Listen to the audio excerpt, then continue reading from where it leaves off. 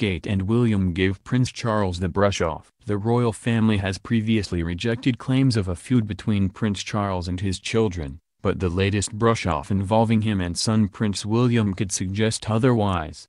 Apparently Prince Charles invited his elder son and wife Kate Middleton for a summer holiday, but the Duke and Duchess of Cambridge declined the offer. Meanwhile Prince Harry and Meghan Markle were more open to the idea of spending time with Charles at Scotland's Castle of May, reports Daily Mail. Father and sons at war? Earlier this year it was reported by the Daily Beast that William and Harry's relationship with their father is still very strained. They are very different people and they just don't get on. It's as simple as that, a source told the publication. They rarely see each other outside of official business. Disagreement over Diana. One point of contention between Charles and his sons is when the pair discuss the emotional and psychological toll of their mother's death had on them, in a bid to raise awareness about mental health. The 69-year-old heir to the British throne reportedly hates the princes emoting their feelings so publicly. Jealousy in the royal family. Some of the tensions between Charles and his sons also reportedly comes down to jealousy. Charles felt usurped by the Middleton family after his eldest son Prince William married Kate, Tom Bower claimed in his unauthorized royal biography Rebel Prince, The Power, Passion and Defiance of Prince Charles. Charles saw Kate and William as the new stars and feared he'd be in trouble. The chief executive of Charles Charity Foundation in America, Robert Higdon, told the author. However, despite claims of their strained relations, when Meghan Markle's father was not able to make to the royal wedding in May, Charles stepped in to walk her down the aisle. The Queen believes Prince Charles will jeopardize the future of the monarchy and if the heir apparent to the British throne does not temper his strong views, a royal biographer has claimed. In an unauthorized explosive biography called Rebel Prince, The Power, Passion and Defiance of Prince Charles published earlier this year, author Tom Bower argued the prince will have to face a strong battle as he never recovered in the eyes of the British public after the death of Princess Diana.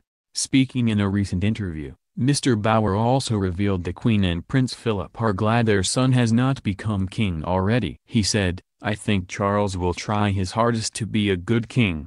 The question will be how he behaves, whether he abandons a lot of the qualities that were shown in the preceding 20, 30 years. The question will be how he behaves, whether he abandons a lot of the qualities that were shown in the preceding 20, 30 years. I do believe the Queen and Prince Philip have been thankful to live so long to prevent their son being the monarch because he would have jeopardized it." Mr. Bower is noted for unauthorized biographies of prominent figures including Robert Maxwell, Mohammed Fayed, Bernie Ecclestone, Tony Blair, and Sir Richard Branson. In Rebel Prince, Mr. Bower claimed Charles is intelligent, kind, sensitive but also ungrateful, selfish and a lover of luxury whose stubborn streak could risk damaging the institution itself.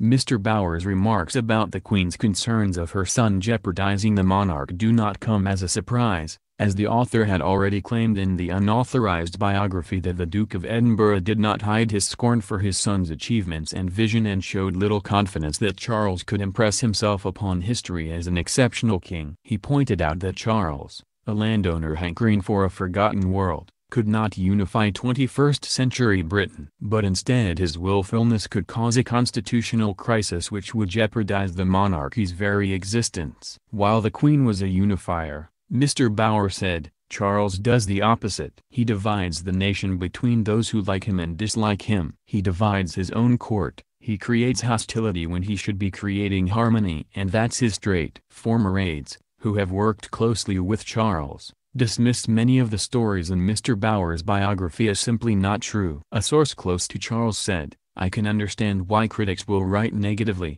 but all they're doing is taking a facet of him and making it the most negative possible. It's not such a contradiction that people have these polar views of him because somewhere in the middle is the real man."